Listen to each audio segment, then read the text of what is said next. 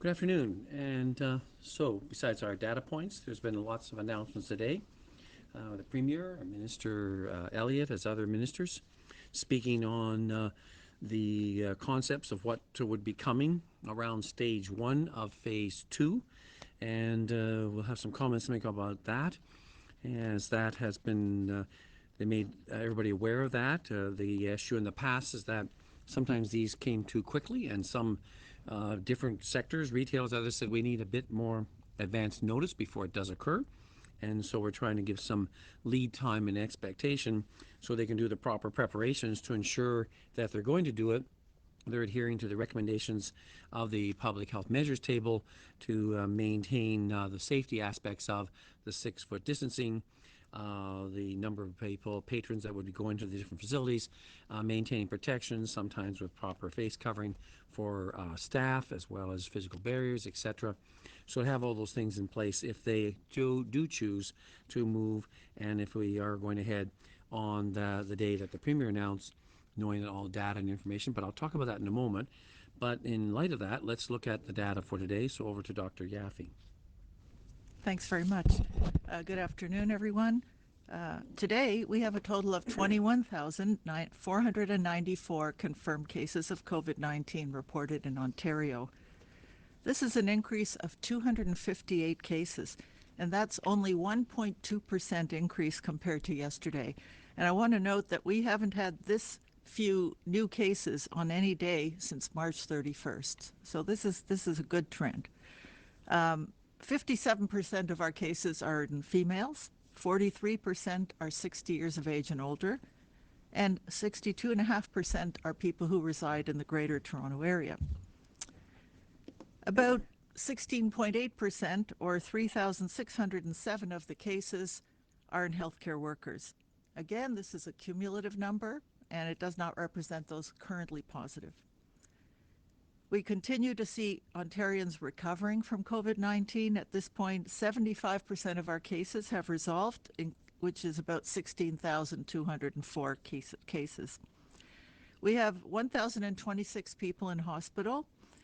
Of those, 184 are in the intensive care unit, and of them, 141 are on a ventilator. Tragically, we do continue to see deaths related to COVID-19. To date, 1,798 deaths have been reported, representing an increase of 33 from the previous report. With respect to long-term care, the Ministry of Long-Term Care is reporting at a total of 185 active outbreaks in long-term care facilities, 1,308 deaths reported among residents, and 5 deaths among staff. With respect to retirement homes, according to the information from the Ministry of Seniors and Accessibility provided by the Retirement Home Regulatory Authority, 69 homes are in outbreak, 172 deaths have been reported. With respect to laboratory testing, 492,487 tests have been completed in the province. In the last day, 17,429 tests have been done, and 17,578 are currently under investigation. And with that, I'll turn it back to Dr. Williams. Yes, well, thank you. And yes, 258, as Dr. Yaffe said, the last time we were close to that was the end of March with 260. And there's a difference there, because as we look towards going to stage one of phase two, asking when do I feel about that. And as you know, we've been doing some may have forgotten I was doing my 2-week periods.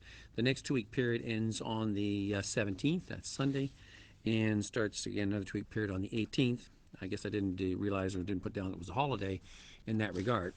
So that's why sometime after the 18th and the 19th was looked at as a potential time for potentially going to stage one of phase two.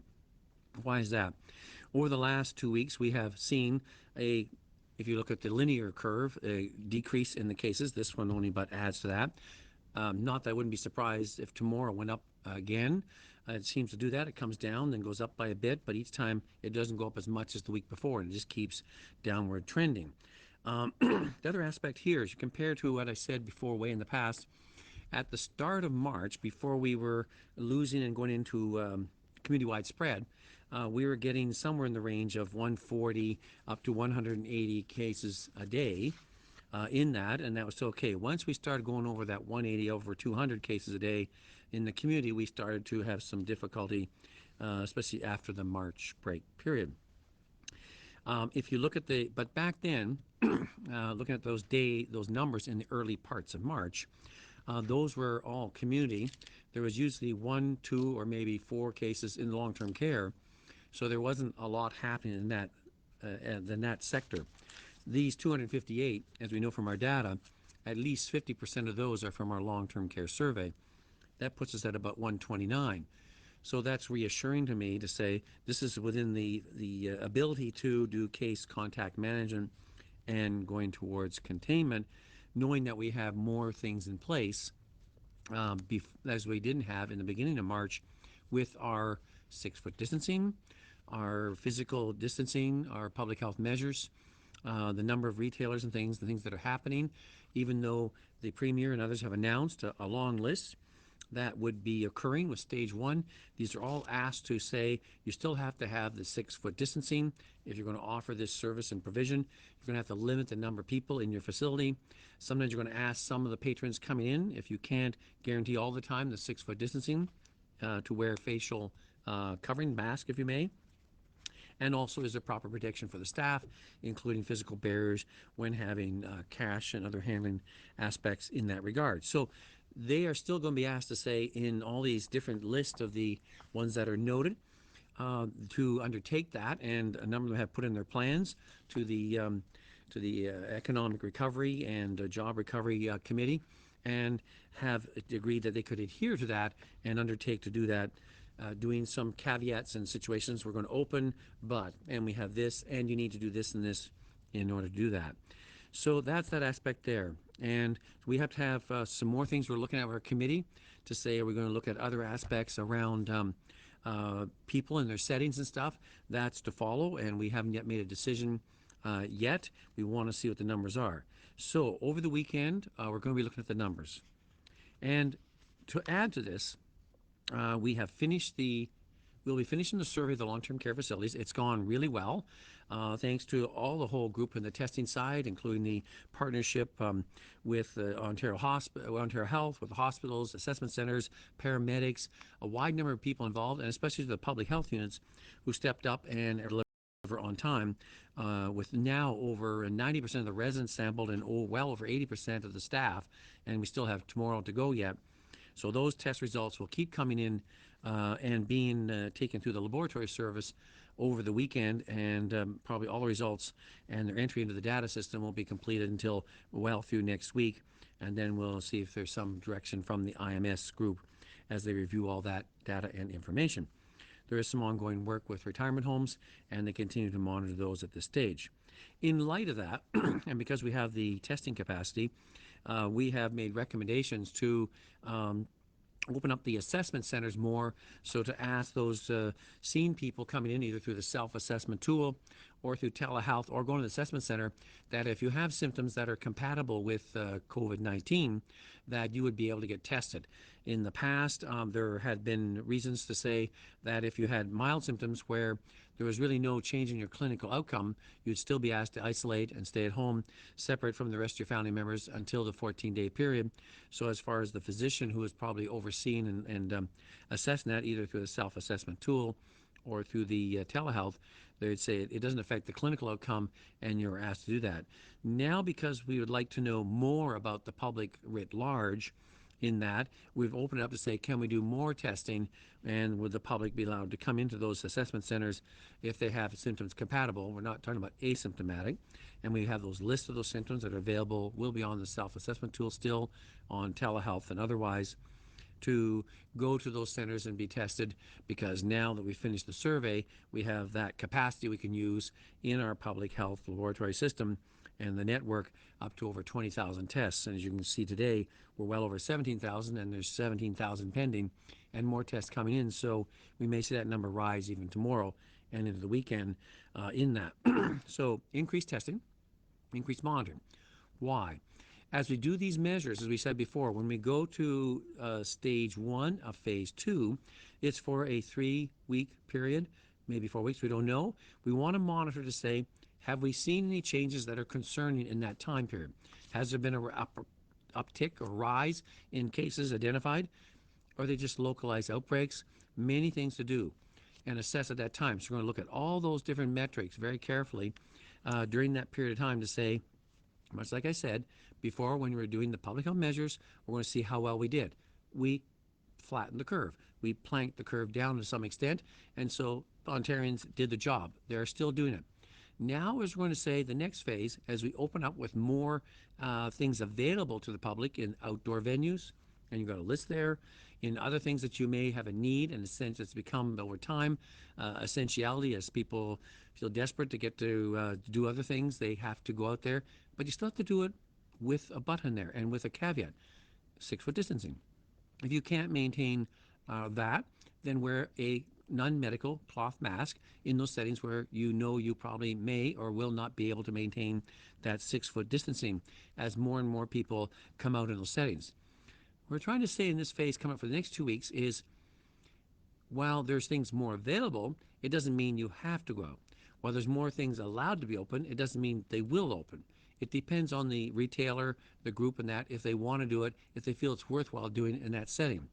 So it's basically giving permission in stage one to do that, but you have to respect all the things we put in there that are still required. And so we're then going to think about some other things that we might give to you, what you might be able to do personally in other aspects there. And we haven't yet made the decision. We hope to have some more information on that early next week after the long weekend, as far as the people and gatherings in that aspect there. So we're looking at, as the Premier said, towards the 19th after the long weekend.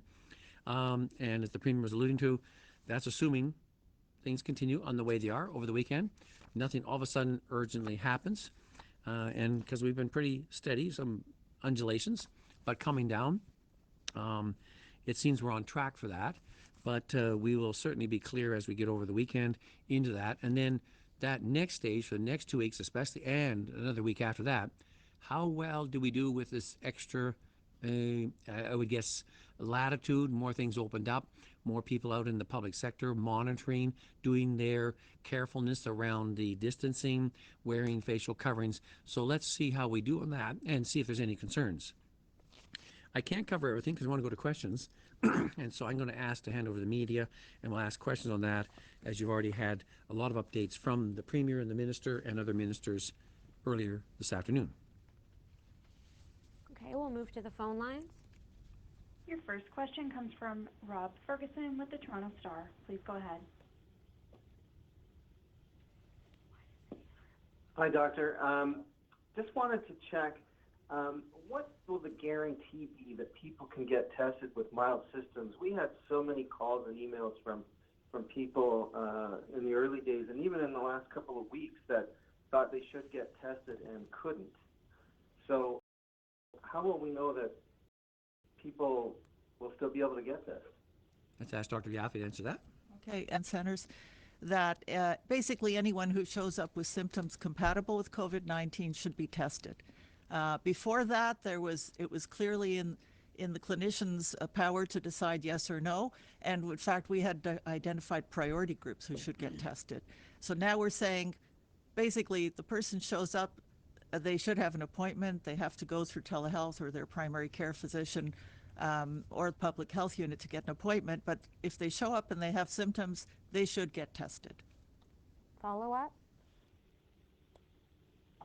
Yes, thank you. And just to take a question I was asking yesterday a bit further, as things open up, and now we're seeing that, for example, house cleaners can go back and they'll be hopping maybe to 2 and 3 houses a day. Why is there no set testing for house cleaners, grocery store workers, liquor store workers, pharmacy workers? Because it would seem to me that they're at a bit of risk, and especially the housekeepers could be a vector. I'll start. You start and I'll follow. I think the bottom line is we don't want to test people who don't have symptoms. So I would encourage, obviously, if they are symptomatic, they shouldn't be going to work and they should be trying to get a test. But if they're feeling fine and they're using social distancing and hand washing and environmental cleaning, then it shouldn't be a problem. But the main thing is to look for symptoms. Yeah, and in follow up to that is that we're coming out of this period of 8 weeks. Um, you should know in that time if you have been, if you're a cleaner, if you're a pharmacist, an aspect that you have maintained that 6 foot distancing, you have had no signs or symptoms, no contact with cases, that you should not be infected in that regard. If at the same time you know that you have not been vigilant and you have been in contact and you're feeling well, as Dr. Yaffe said, you should not be going into work. You should not be going to those settings, and you should consider being assessed and tested, because unfortunately you may not have adhered and kept to the limitations in there. I will say that the other difference is that you're saying with the assessment centers opening up is that in the first part, the assessment centers are there for clinical evaluation. Now it's for population assessment in that line. So it's a different focus in there. I'm still, if someone has an illness, the physician would say, I think this is concerning. We may want to have you monitored a lot more closely and see us and come back or talk to us, or we may have to consider admitting you. It still can happen, and you still might need to be hospitalized. So the clinical side is still there, but we've added the other aspect of getting assessed. But as Dr. Yaffe said, we want you to call ahead and make an appointment. We don't want crowds of people around outside of an assessment center violating our public health measures. So it should be done in an orderly way in that, and I think it can and will be done that way, because it's going to be like that for the next 2 weeks as we continue to do all this testing. So, and then the situation of the people going from place to place, if they're not infected and they're staying the physical distancing and people are not in the place, they can do those different activities in house to house if they maintain the 6 foot distancing, if they wear proper protection, all those other aspects there, face covering, I should say. And so if they should do that, if they do it correctly, it should not be a risk as long as they do it in those type of parameters. Next question. Your next question comes from Jessica Smith with Queen's Park Briefing. Please go ahead. Thank you. Do you see a need for more widespread post-mortem testing in Ontario? I'm sorry, more widespread. Sorry, it sounds like you can't hear me. Do you see a need for widespread post-mortem testing in Ontario? Post-mortem testing. We have been consulting all along with our chief coroner, Dr. Dirk Heyer, and they have their own methods of reviewing and their standards about which cases they would require for post-mortem. They did some at the outset, and he's been informed by that information, and we would trust him if he felt there was a need for any further aspects besides looking at chart reviews and monitoring the monitoring the certifications of death, as well as charts to see if there's any concerns. But no, we haven't heard any recommendation from the chief coroner in that regard further than there, but he is involved and will give us advice and direction as he sees necessary. Follow up? Thanks. Ontario doesn't collect or collate death data in real time enough to know yet about excess mortality, but if it did, would that data be helpful to you? Well, the excess mortality data that you saw was based on vital statistics, so all our cases are reported in there. It's a matter of the data being put in the right way to get into Stats Canada. So it's not a fact that we don't have the data. It's the fact that it didn't enter into the analytics at this stage. So that kind of data, if wanted, the chief coroner has full access to that if required and necessary to look at those things. So it was more of a vital statistics data flow issue on that report from Stats Canada. So it's there, and if it was informative, the chief coroner would look at it and make decisions accordingly. Next question. Your next question comes from Randy Rath with CHCH-TV. Please go ahead. Yeah, hi, doctors. We're getting reports about test results taking 7, 8, 9 days to be put on the portal so that the patients can view them. Why is that still taking so long in some instances? So you're speaking about the turnaround time for the results, and that has been, identified as an issue in some cases. So we are now working with the public health lab and with some of the health units to do process map to see where are the barriers, where are the issues, and to make sure that it gets better than that. We are hoping that the turnaround time should be 24 hours, and in many cases it is. There are the few, like you're saying, where it takes too long, and we're working on improving that. Follow up? Okay, thanks. And my another question I have is, today we were told that fitting rooms are going to be open in retail stores, and since we all know that COVID can be spread by contact of surfaces, how is that possibly going to be safe with people trying on clothes and then putting them back on the rack?